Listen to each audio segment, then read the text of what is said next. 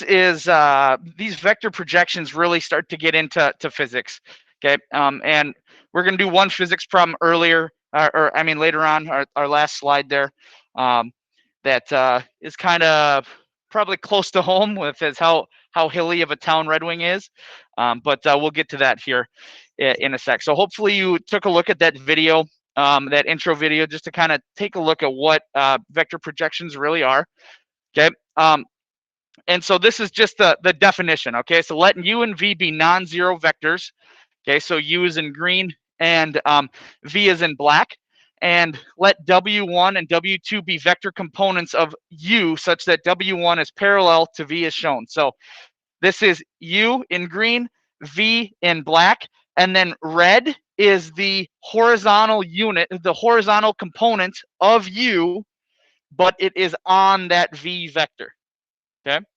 And this is what we call the projection, right? And then we have W2, which is the vertical component of U. So basically, we're just taking this U vector and breaking it up into its horizontal and vertical components. Okay, and then there are different things that we can use with this projection. So we call it a projection because basically, if you had a light up here shining straight down, okay,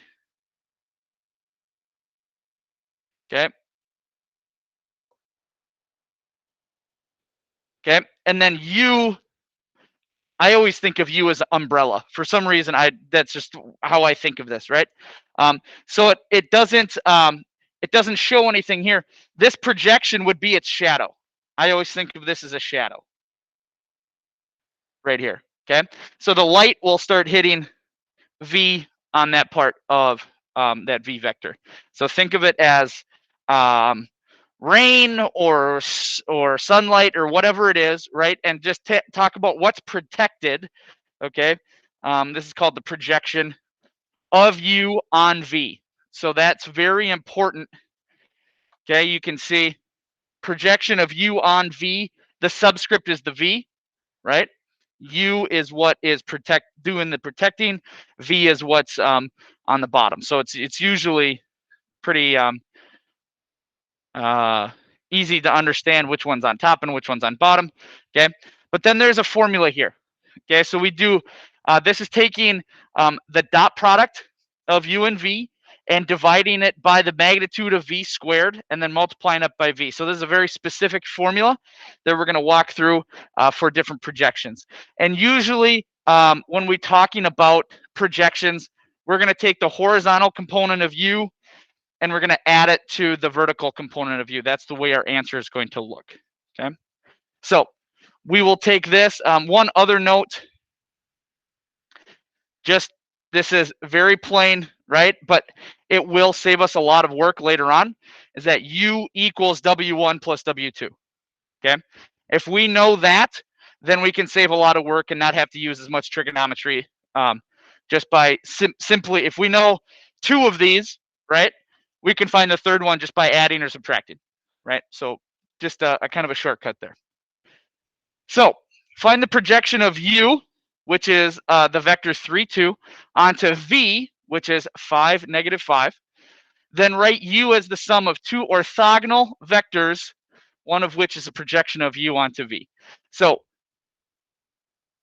just to kind of go back, W1 and W2 are going to be orthogonal vectors because they are perpendicular to V, right? Well, W2 is perpendicular, but those two are orthogonal because they create that right angle between the two vectors. So not necessarily, you don't necessarily need to graph this, but I think that you guys are a lot more visual learners than anything. So let's just do this over here. We have U, which is 3, 2. Okay, so that's our U vector, right? And then we have 5, negative 5 down here. This is our V vector. Okay, and then this needs to come down like this. This would be W2. Okay, and then there's a small vector right here that would be W1.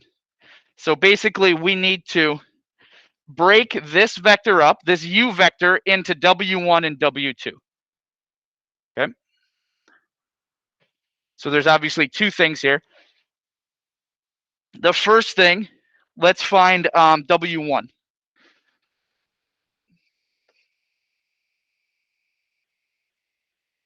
And remember, this is the projection of u onto v. That's what W1 is. Okay. So I always use it W1 and W2, just so you guys know that W1 is that projection. Okay. This little short one right here is that projection. So if we had a light that was shining down, right? A terrible light bulb, but right? So there'd be a little shadow right where W1 is. Okay. So find W1. Okay, so we have to use that the formula from the first page. Okay, so we have a dot product of u and v, and then we have the magnitude of v squared, and we have to multiply by the vector v. Okay, so then we can just plug in these different vectors here. So our u would be 3, 2, dot 5, negative 5, all over. This is kind of a wacky part of the formula here, because here we would have 5 squared plus negative 5 squared. The magnitude would be the square root of that, but then we would have that squared as well. So it's taking the square root of something and then squaring it, right? And then still multiplying all of this by v, which is 5, negative 5.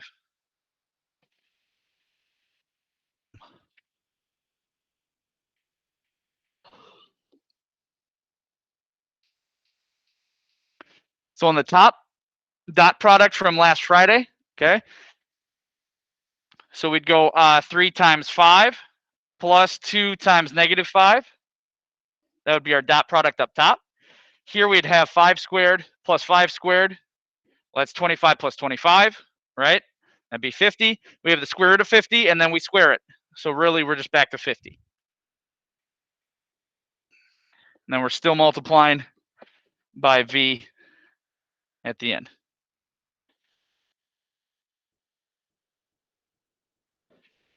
So here we have 15 plus a negative 10.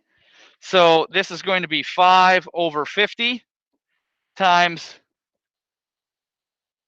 5, negative 5. Now that's a scalar, right?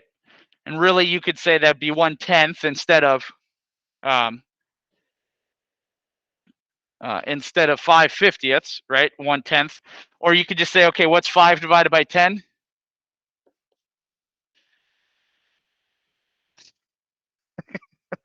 Thank you very much.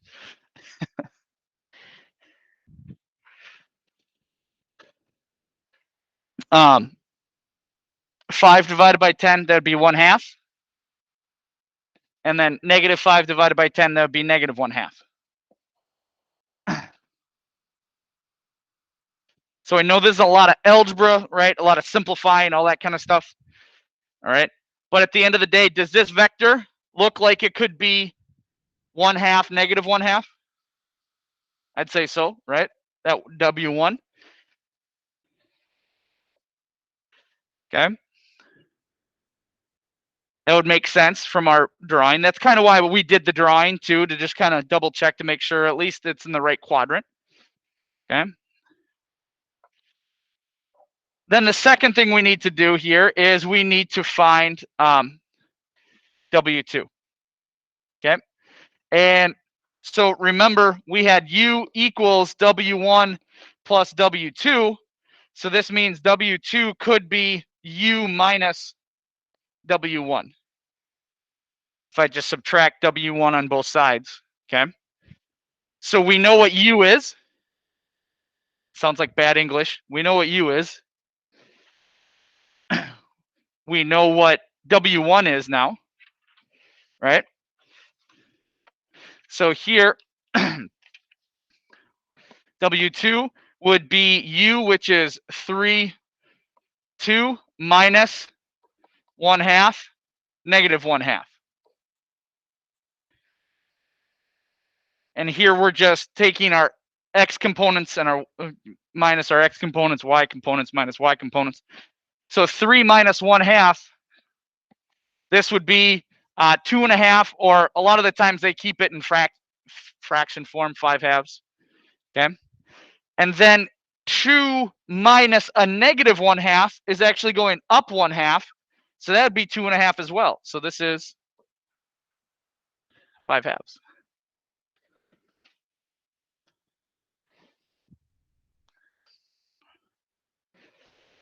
Which, taking a look at our vector up here, does W2 look like it would be going up 2.5 over 2.5? Probably, right? Okay, that vector in green. And sorry, this is equals. Now it says write U as the sum of two orthogonal vectors. Okay. So really all we have to do here is take this and add it to that. So here we just say U equals 1/2 negative 1/2 plus 5/2 5/2. That is how they want their answer to be written. We have the horizontal component and the vertical component of our U vector.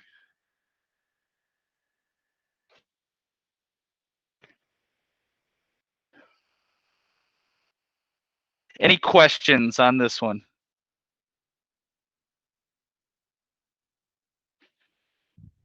All right, I want to give you a minute or two. Give this next one a try on your own. Okay, very similar.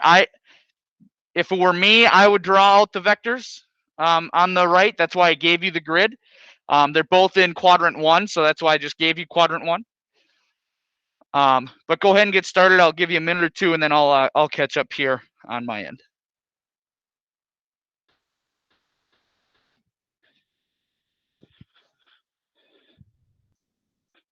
I don't know. Can I trust this caribou that was sent?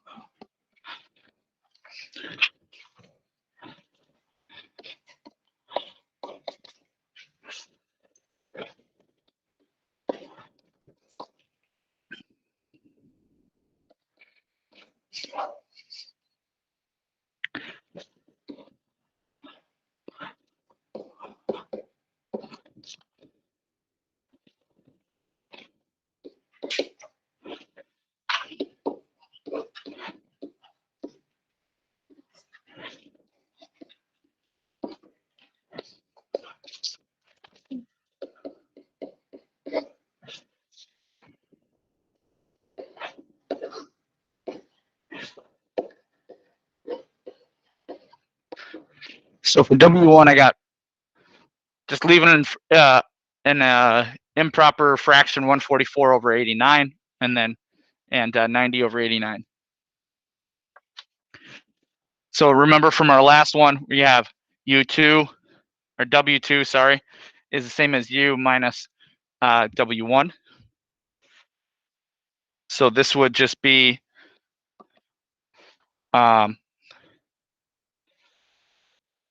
1, 2 minus what we just got, 144 over 89.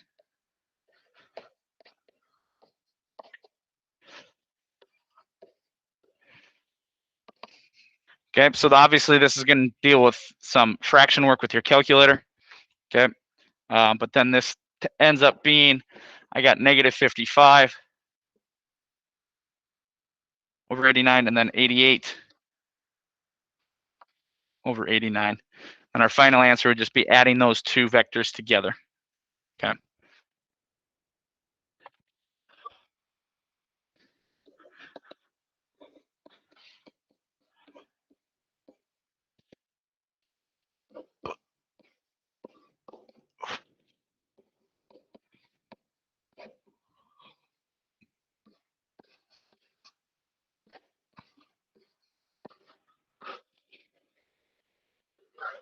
So a little bit more fraction work, didn't work out as nicely as the last one, but are there any questions on this? So basically just decomposing U into the projection and the vertical. Okay, so just that, taking this right here, this red one, once again, if a light was shining straight down perpendicular to V, right, we'd have that projection of U onto V, which is our W1. That would be the horizontal component. And it's kind of hard to think about this, but I say horizontal component, and then you're like, well, wait a sec, it's pointing up there. That's not horizontal. Basically, if we were to rotate this so V was on the horizontal, right? So this would be taking this component here, breaking it up into its horizontal and vertical components, W1 and W2. Okay. So seems like a lot of work for what, right? Like, what the heck is this going to be? All right. Who's driven or parked on a hill before in Red Wing? Raise your hand. If you haven't driven on a hill in Red Wing, then you really haven't driven in Red Wing, right? Okay. So when you are parking, right, there's all these different like laws too, right? When you're parking uphill and there's no curb, right, then you gotta do the wheel the one way, right? And if you're parking uphill and there is a curb, then you turn it the other way, right? And then downhill with a curb, downhill was always the same, right? It's always away, right? I can uphill with a curb in, right? Right? Because then if it comes out, then it right, in towards the road. That's how I remembered it. And then everything else was away, right? Everything else is away. Um, and so, but then you obviously you have an emergency brake too, right? And so this is a problem dealing with physics and that basically that whole component of how much force is upon a car and how tight or how much force does that emergency brake have to hold back, right? If the gears in your transmission were to slip or to come out, right? How much force would you have to hold back, right? And that's going to differ depending on how steep the hill is, right? You're on, maybe one of these back ones by here, by the high school, maybe not so much, but you're on Grace Street, right? Or what's that one over by the gymnastics place? Help me out. Go Tile Drive, and then you go on Spruce. Yeah, Spruce. Oh my goodness, right? Like people avoid walking it, right? Just not even. Okay, so this is to illustrate a problem like that, right? So we have a 3,000 pound car. If we have a 3,000 foot car, we got problems. Pound car that sits on a hill inclined at 30 degrees as shown. Ignoring the force of friction, which this is okay, right? So, I mean, we won't have a big conversation about this, but this is where scientists and mathematicians kind of fight, right? So right now, we're not going to get into friction because that's a completely different, right? A completely different conversation. It's going to screw with our, but there is something called friction that is very important in physics, okay? But us mathematicians tend to ignore it from time to time, so our numbers work out, okay? So ignoring the force of friction, what force is required to keep the car from rolling down the hill? Okay. And so basically I always think of this as the emergency brake. How much force does that emergency brake need to resist in order for it to roll back, right? And we all know the older the car is, the looser that emergency brake gets, right? Okay. So that would be more of a calculus problem. How many years old does the car need to be in order to? No, I'm just kidding. Okay, so here's the diagram at the right. Okay, kind of a confusing diagram. All right, this first one right here, this is the force, and it's going straight down towards the middle of the earth because of the gravity, right? So this is what we would call 0, negative 3,000. Okay, because that is the vector of the force of that car getting pulled straight down, right? But now it's on an incline, right? And we have this 30 degrees that we have to take into account. Now, this is still a projection problem, but it's kind of difficult to view because W1 is still a projection from here. So think of the light being down here. It doesn't make a whole lot of sense, right? Right? And our W1 is right there. Okay? Our W1 is right here. This is the one part of the problem that you're it's kind of difficult to explain because this is almost like a negative W1. You guys understand what I mean by that? But it's a negative W1 because the force is going downward, right? We want to try to keep it up, right? But the force is coming downward. Okay? And this V right here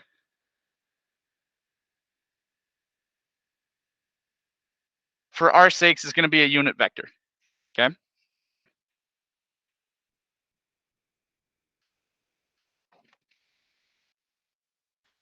So because we're on an incline, we have to break this down using the trig function that we were using earlier in the chapter. Okay, so the first thing, V here, we have to break down into the magnitude of V cosine theta, magnitude of V sine theta. Okay, so do you guys remember having to break that up because we have that angle, okay, of 30 degrees? So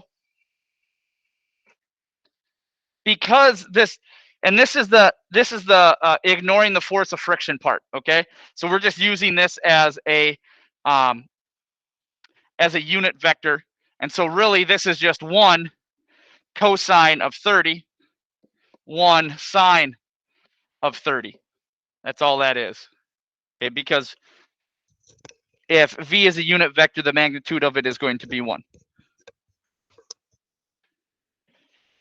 And then this is where your unit circle comes in. I'm not going to have you grab it right now, but it, just to make sure that we know where we're at here. Okay, the cosine of 30, that would be square root of 3 over 2, and then sine of 30 would be 1/2.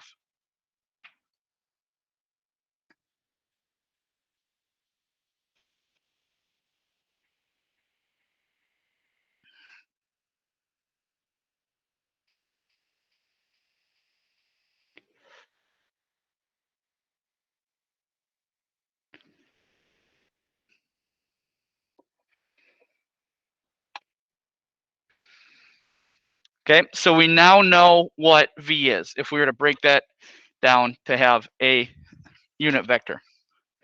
Okay, now we need to find this W1, right?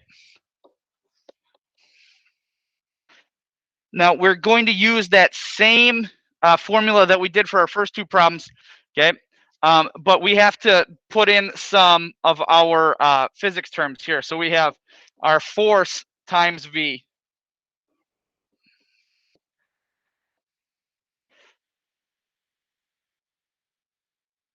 over the magnitude of V over V times V, okay?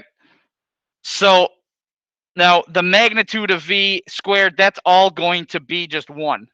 So this is all going to be just divided by 1. And so we can just rewrite this as F times V.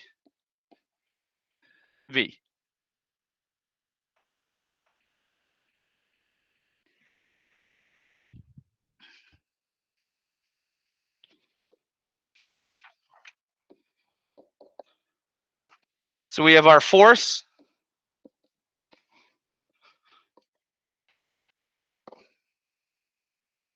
We have our V.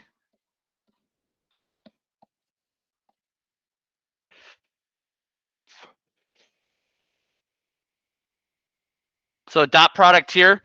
So remember this 0 and the square root of 3, that would cancel each other. Well, not cancel out, but just 0 times the square root of 3. So really we're just doing half of negative 3,000.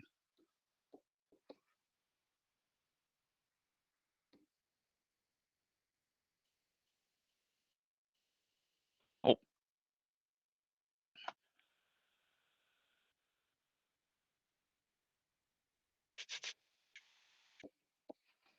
I was writing it as a vector, but it should be a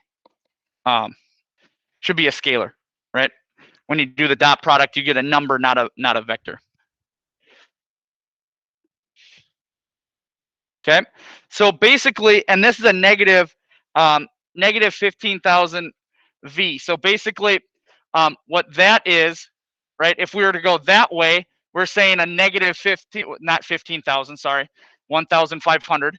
Okay, that would be a negative V. So basically, we need to think of this as a, okay, what is, that is the negative 1,500 is the force that would be going downward, right?